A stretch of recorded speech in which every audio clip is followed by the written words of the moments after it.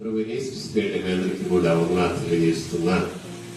India పెద్దకు దేవుని సంఘము bus తారకనగర్ సంఘ పెద్దలకు, స్త్రీల సమాజానికి, అలాగనే సండే స్కూల్ టీచర్స్ కు, సండే స్కూల్ బిడల తల్లిదండ్రులకు నా యొక్క వందనాలు తెలియజేస్తున్నాను. సండే స్కూల్ పిల్లలకు కూడా ప్రభుపేట నా దేవుని తెలియజేస్తున్నాను.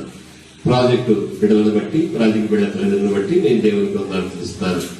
దేవుడు ఈ పొత్తులో మీకు తోడేయండి, మిమ్మల్ని కాల్చుకునేట్టుగా ముందుకు కూడా ఆయన మిమ్మల్ని కాపాడి కరువులో తన ప్రజలను పోషించే దేవుడు, తన యొక్క భక్తుల వారిని అలాగే తన కృషులకు కనిపెట్టుకున్న వారిని ఆనందించే దేవుడు మిమ్మల్ని పిల్ల తరపున దీవించాలని కోరుకుంటున్నాను. ఒక లేఖన భాగాన్ని చదువుకొని రేపు సాయంకాలం నుంచి ప్రారంభం కానైనటువంటి అనగా యూట్యూబ్ లో లైవ్ రానైనటువంటి ఈ యొక్క సండే స్కూల్ కార్యక్రమాలను బట్టి మీరు పాల్పొందాలని మిమ్మల్ని ఆహ్వానిస్తూ ఈ కార్యక్రమం కోసం ప్రార్థన చేయడానికి ముందుగా లేఖనాన్ని చదువుతున్నాను. మత్తయి 18 నుంచి ఆలోచించాలని ప్రభుత్వం తెలియజేస్తాను. ఆ కాలమున శిష్యులు యేసు వద్దకు వచ్చి పరలోక రాజ్యములో ఎవడు గొప్పవాడని అడుగగా ఆయన ఒక చిన్న బిడ్డను తన ఎత్తుకు పిలిచి వారి మధ్యన నిలువబెట్టి ఇట్లను, మీరు మార్పు నుండి బిడ్డల వంటి వారైతేనే కానీ పరలోక రాజ్యంలో ప్రవేశించాలని మీతో నిశ్చయంగా చెప్తున్నాను. కాగా ఈ బిడ్డ వలె తను తాను తగ్గించుకున్న వాడెవడో వాడే పరలోక రాజ్యంలో గొప్పవాడు. మరియు ఈనాటి ఒక బిడ్డను నా పేరిట చేర్చుకున్నవాడు నన్ను చేర్చుకును. ప్రార్థన చేసుకుందాం. సర్వశక్తి గల దేవా, స్తోత్రాలుడా, ఘనుడా, పరిశుద్ధుడా, ఈనాడు తండ్రి మీ ఆలోచన చేత సండే స్కూల్ పరిచయ కొరకు నాయన సండే స్కూల్ టీమును మీరు సిద్ధపడుతున్నారు కనుక సండే స్కూల్ టీం కొరకు స్తోత్రం. సంఘమును బట్టి, సంఘములను కుటుంబాలను బట్టి స్తోత్రం. ఆయన సండే స్కూల్ బట్టి, సండే స్కూల్ బిడ్డలను బట్టి, సండే స్కూల్ బిడ్డల తల్లిదండ్రులను బట్టి వందనాలు చేస్తాం తండ్రి. మీరు వారికి కాపరిగా, మీరు వారికి బలపరిచే దేవుడిగా మీరు నడతండి. బాలుడు నడువలసిన త్రోవను వారి బాల్య దినములోనే వారికి నేర్పము, వాడు పెద్దవాడైనప్పుడు దాని నుండి తొలగిపోవడని మీరు తెలియజేస్తున్నారు తండ్రి. అలాగే ఈలాంటి చిన్నపిల్లలను నా యొద్దకు తండ్రి తీసుకుని రండి మీరు చెప్పినారు తండ్రి. వారు మీ ఎదురుకు వచ్చినప్పుడు వారిని నిలువ పెట్టి నాయన ఆశీర్వదించున్నావు తండ్రి. సంఘంలో చిన్న బిడ్డలు మీరు దీవించండి, చిన్న బిడ్డల పరిచయం దీవించండి. ఈ పరిచయం పర్యవేక్షించుకుంటే నీ కుమారుడు మీరు దీవించండి. వారికి మంచి భవిష్యత్తు ఆశీర్వాదము దయచేయండి. ఈ కార్యక్రమంలో పాల్పొందుతున్న చిన్న బిడ్డలు మీరు దీవించండి. నీ జ్ఞానం చేత, నీ ఆత్మ చేత వారిని నింపి మేలు కలిగినట్లుగా వారిని మీరు నడిపించిన ప్రభావ. బిడ్డలకు తండ్రి అకాడమిక్ నిష్ఠాలకు సహాయం దయచేయండి. కుటుంబంలో తల్లిదండ్రులకు కావాల్సిన బలమును, ఆరోగ్యం, శక్తిని, కుటుంబ పోషణను, కుటుంబానికి కావాల్సిన ఆశ్రయాలను దయచేయన సమశిష్యాల దేవతన్నాయన మీ సండే స్కూల్ పరిచర్య నాయన మాకందరికి సంఘంలోని కుటుంబాలకు, చిన్నపిల్లలకు దీవెనికరముగాను నాయన అనేక మందికి ఆశీర్వాదకరంగా ఉన్నట్టుగా మీరే ఆశీర్వదించి మహిమ, ఘనత, ప్రభావములు పొందుకోమని ఈ మనవును మా ప్రభువును మీ ప్రియకుమారుడైన యేసుక్రీస్తునామమున అడిగి వేడుకొనుచున్నాము తండ్రి. ఆమేన్. రేపటి నుంచి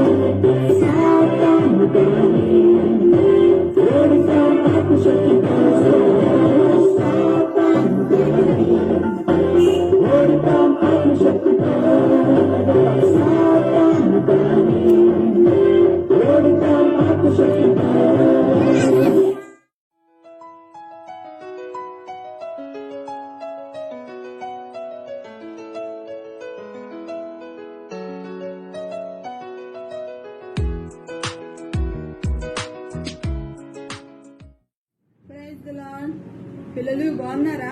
ఈ ఆన్లైన్ ద్వారా మిమ్మల్ని అందరినీ ఈ రీతిగా కలుసుకోవడం చాలా సంతోషంగా ఉంది. మరి మనం దేవుని యొక్క మాటలు వినడానికి ముందు ప్రార్థన చేసుకున్నాము. ఎక్కడ వారు అక్కడ చక్కగా కళ్ళు మూసుకోనండి.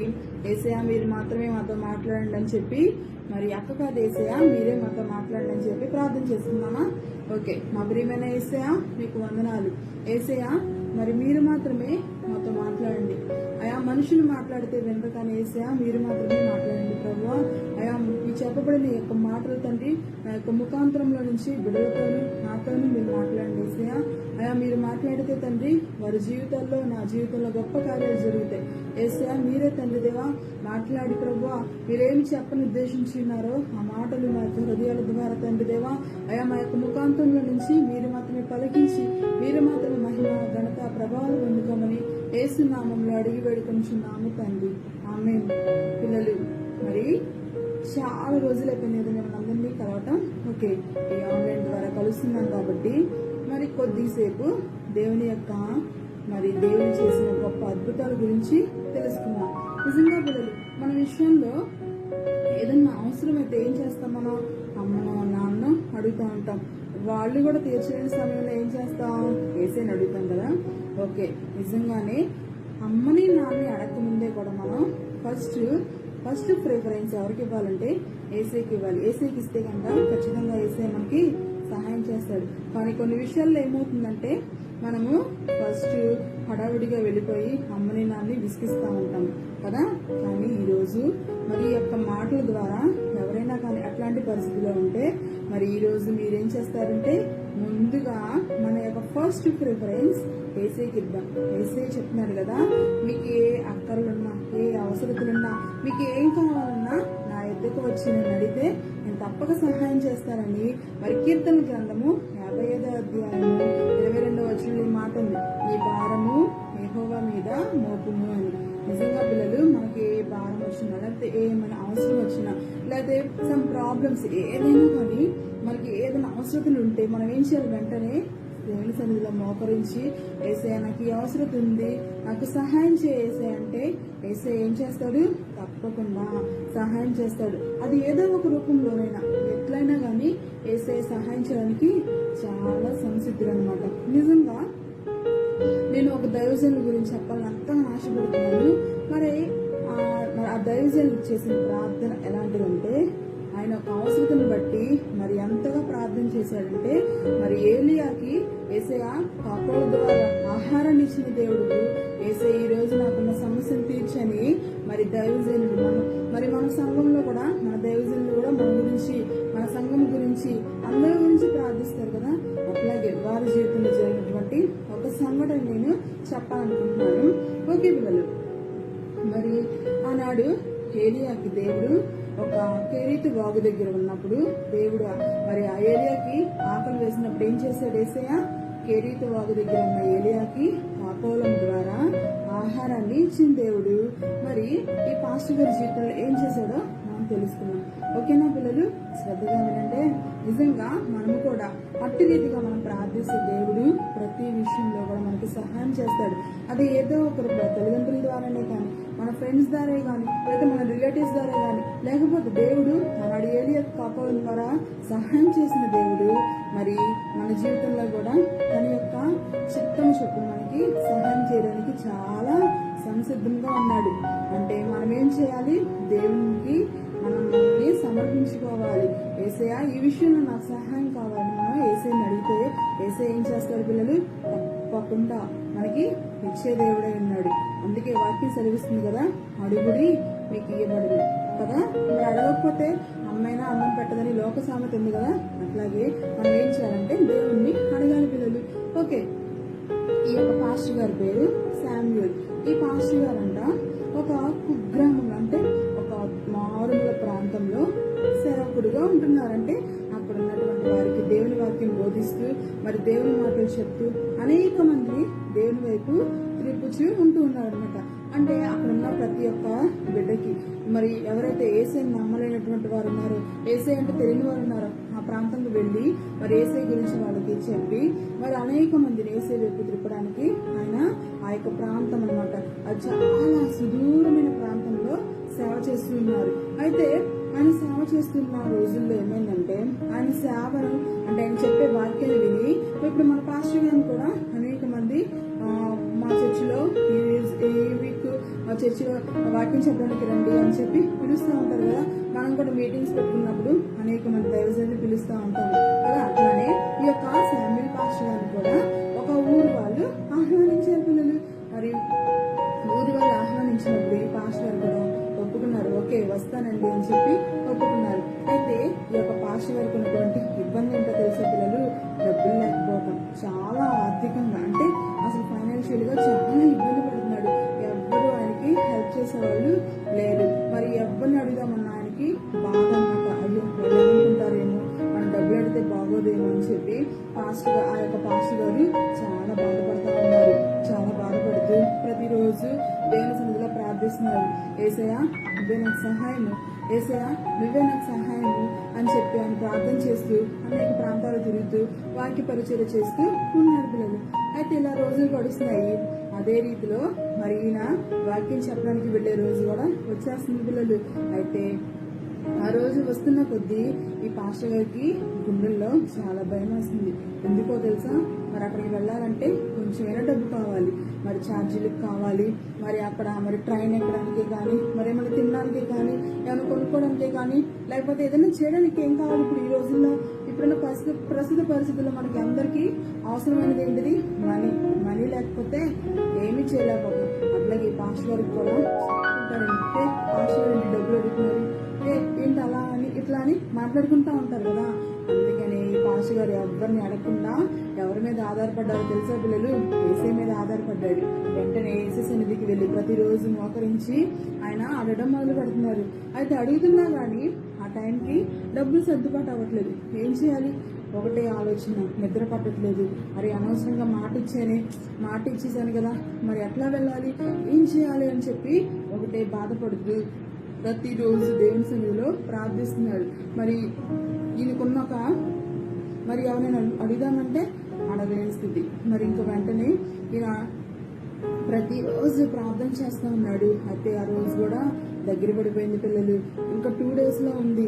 ఇంక ఈ 2 days లో ఏం చేయాలో అర్థం అవ్వకుండా ఈ పాస్టర్ గారికి చాలా భయం వేస్తుంది. వెంటనే ప్రతిరోజు ఏడ్చి ప్రార్థన చేస్తున్నాడు, ఏసయ్యా ఏంటి ఏసయ్యా సహాయం చేసేయా, నీ చిత్తమే జరిగించేసేయా, ప్లీజ్ ఏసయ్యా. మరి నేనైతే మాట ఇచ్చేసాను, ఇది నీ చిత్తమో కాదో కానీ నేను మాట ఇచ్చేసాను ఏసయ్యా అని మరి పాస్టర్ గారు మరి ప్రార్థన చేస్తున్నారు.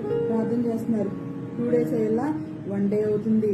ఇంకొక రోజులో ఆ యొక్క ప్రేయర్కి వెళ్ళాలి.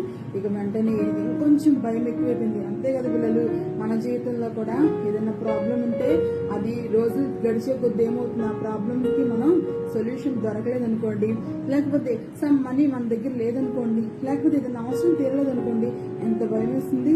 ఒక్కొక్కసారి ఎగ్జామ్స్ టైంలో కూడా ఈ రోజు చదువుకున్నాలే, రేపు చదువుకోవచ్చులే, ఇంకొక 10 days ఉందిగా ఎల్లుండి చదువుకున్నాను అనుకుంటూ ఏం చేస్తాం, మనం రోజులన్నీ దొర్లిచ్చేస్తా ఉంటాం. అంటే రోజులన్నీ ఏం చేస్తాం, గడిపేస్తా ఉంటాం. అట్లాగే మరి కొంతమంది ఏం చేస్తూ ఉంటారు, ఏదైనా ప్రాబ్లం ఉందనుకోండి, పర్వాలేదులే ఏమైద్ది అనుకుంటారు. కానీ అదే టైంకి ఏం చేస్తారు, అమ్మో ఆ ప్రాబ్లం చూసి భయపడిపోయి ఏవేవో చేసుకోవాలనుకుంటారు, ఏదేదో చేసేసుకోవాలని గొడవ పెట్టేసుకొని ఇంట్లో వాళ్ళతో మనశ్శాంతి లేకుండా ఉంటారు. అట్లాగే అయితే ఈ పాస్టర్ గారు మరి ఇట్లా చేయకుండా ఎవరిని ఆశ్రయించారు, ఏసైని ఆశ్రయించారు పిల్లలు. అందుకే కీర్తనల గ్రంథంలో నేను ఒక మాట చెప్పాను కదా, 55వ అధ్యాయం 22వ వచనం, నీ భారము యెహోవా మీద మోపుము, ఆయనే నిన్ను ఆదుకొనును. ఓకే, ఇదే మాటను బట్టి ఈ పాస్టర్ గారు కూడా ప్రతి దినము ప్రార్థన చేస్తున్నాడు. అయితే ఆ ఒక్కరోజల్లా గంటలకు వచ్చేసింది. ఇంకొక 5 hours లో మరి ఆ ఒక్క ట్రైన్ అందకపోతే, ఆ ట్రైన్ మిస్ అయితే ఇంకా ఆ యొక్క కుగ్రామం నుంచి అంటే ఆ యొక్క పల్లెటూరు నుంచి వేరే ట్రైనే లేదనమాట వెళ్ళడానికి. అయితే నడుచుకొని చాలా దూరం వెళ్ళాలంటే ఎలా వెళ్తాం పిల్లలు, మనమైతే వెళ్తామా. అట్లాగే పాస్టర్ గారు కూడా ఆలోచిస్తున్నాడు, అయ్యో ఇంకొక 5 గంటలే ఉంది, డబ్బులు సరిపోవట్లేదు అని చెప్పి బాధపడుతూ ఉన్నాడు. అప్పటికి ఎంతో కొంత ధనము సమకూడింది, కానీ మరి మొత్తానికి ఒక 200 రూపీస్, ఒక 100 రూపీస్ అంతవరకు కూడా ఆయన ఆలోచిస్తూనే ఉన్నాడు. ఒక 200 దొరికితే బాగుండు, ఒక 100 రూపాయలు ఉంటే బాగుండు అని ఆలోచిస్తూ చాలా భయపడుతూ ఇట్లా కాదని చెప్పి ఆయన తన గదిలోకి వెళ్ళి మోకరించి ప్రార్థన చేయడం మొదలుపెట్టాడు. యేసయ్య, ఆనాడు ఏలియాకి కాకలం ద్వారా ఆహారాన్ని ఇచ్చిన దేవుడు, నా భారాన్ని నీ మీద వేసి ఉన్నాను యేసయ్య. ఇగో 5 గంటలు టైం అయిపోవస్తుంది యేసయ్య, ఇగో 4 గంటలే ఉంది యేసయ్య, నీ సహాయం దయచేయమని ప్రార్థన చేస్తున్నారు. పిల్లలు ప్రార్థన చేస్తే వచ్చేస్తాయా డబ్బులు? ఏదో పని చేయాలి కదా, అది మన ఆలోచన. కానీ యేసయ్యకు అసాధ్యమైనది ఏమైనా ఉందా పిల్లలు? ఓకే, వినండి. అయితే ఈ 4 గంటలల్లా 3 గంటలు అయిపోయింది పిల్లలు. ఇప్పుడు ఎలా ఉంటది పిల్లలు? మనకైతే ఫుల్ టెన్షన్ కదా. అట్లాగే పాస్టర్ గారికి కూడా ప్రార్థన చేస్తున్నాడే కానీ లోపలంత భయం. అయ్యో, నేను మాట ఇచ్చానే, మాట తప్పుతానేమో, వాళ్ళు నా కోసం ఎదురు చూస్తారేమో, అయ్యో వాళ్ళు నా కోసం అన్ని సిద్ధం చేసుకుంటారేమో, అయ్యో ఆ స్టేజ్ చాలా మంది జనాన్ని చెప్పుకొని అనౌన్స్మెంట్ చేసుకొని పాంప్లెట్స్ పంచుకొని అయ్యో నేను వస్తానని ఎదురు చూస్తూ ఉంటారేమో అని చెప్పి ఈ పాస్టర్ గారు చాలా బాధపడిపోతున్నాడు. ఏం చేయాలో ఏం చెప్పాలో కూడా తెలియని పరిస్థితి. ఇక వెంటనే ఇంకా ప్రార్థన చేస్తున్నాడు. అయ్యో యేసయ్య, ఇంకొక 2 గంటలే ఉంది యేసయ్య ట్రైన్కి, ఈ ట్రైన్ కానీ మిస్ అయితే ఇంకా మా ఊరికి ట్రైన్స్ ఏ ఉండవు యేసయ్య, మళ్ళీ 1 అవర్ అంతా వేస్ట్ అవుతుందని చెప్పి ఇంకా ప్రార్థన చేస్తా ఉన్నాడు. మరి ట్రైన్ అందుకోవాలంటే ముందుగా వెళ్ళాలి, టికెట్ తీసుకోవాలి అని చెప్పి ఇంకా ప్రార్థన చేస్తున్నాడు. యేసయ్య, అయ్యా నేను ఏదో తెలుసో తెలియకో ఒప్పుకున్నాను యేసయ్య, నన్ను క్షమించి నాకు సహాయం చేసేయ అని ఈ పాస్టర్ గారు ఇంకా ఏడవడం మొదలు పెడుతున్నాడు. ఇంకేం చేయాలి అర్థం అవుతా.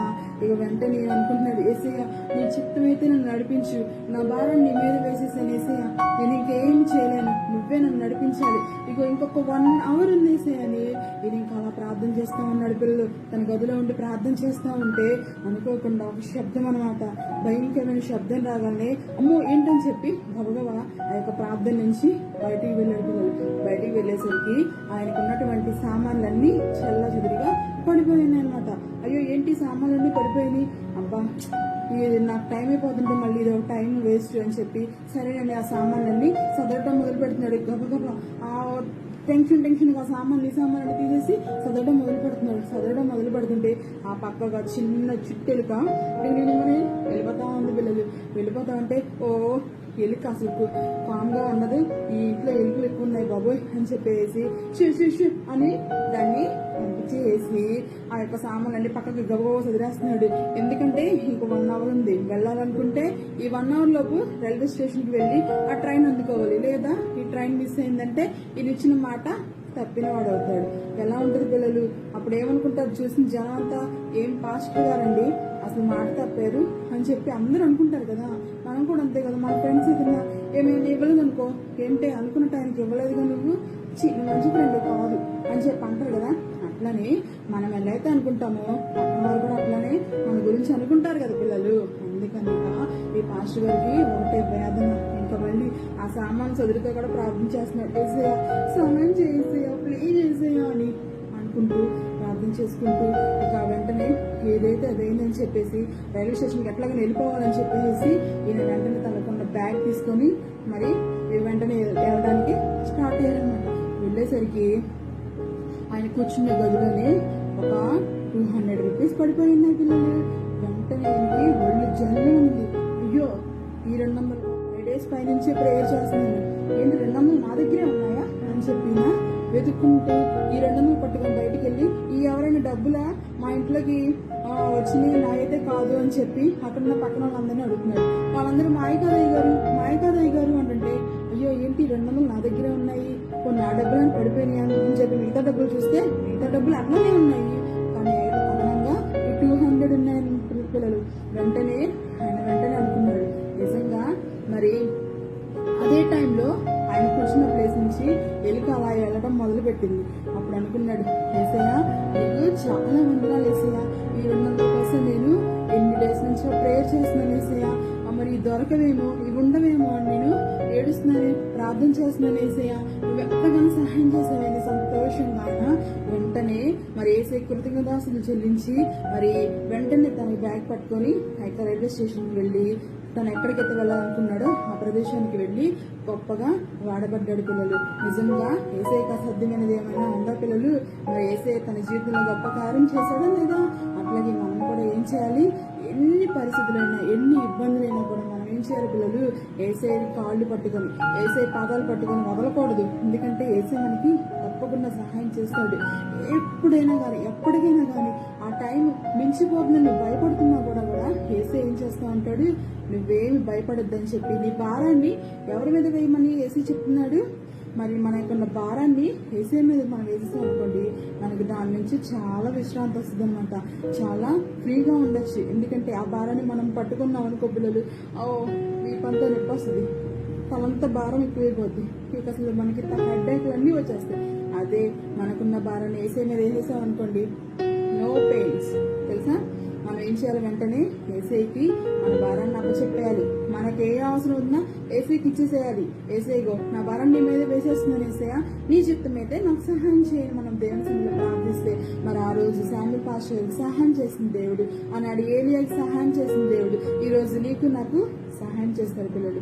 ఓకే, ఇంకా ఎవరైనా నీ కుటుంబంలో కానీ, మీకు చుట్టుప్రక్కల ఎవరికైనా, నీ ఫ్రెండ్స్ కైనా కానీ ఏదైనా ఆర్థిక ఇబ్బందులు ఉన్నా, లేకపోతే ఏదైనా సమ్ ప్రాబ్లమ్స్ ఉన్నా, అవసరతలు ఉన్నా కూడా మనం ఏం చేయాలి? వారి గురించి కూడా మనము ప్రార్థన చేయాలి. ఏసయ్య నా ఫ్రెండ్కి ఇట్లాంటి అవసరం ఉంది, ఏసయ్య తన భారాన్ని నీ మీద వేస్తున్నానని చెప్పి నువ్వు గనక ప్రార్థిస్తే, నువ్వు గనక దేవుని సన్నిధిలో ఆయన పాదాలు పట్టుకొని నువ్వు అడిగితే ఆయన తప్పకుండా సహాయం చేస్తారు పిల్లలు. మరి ఈ మాటలను బట్టి మనం దేవుని ఎంతగానో స్తుతిస్తున్నాము కదా.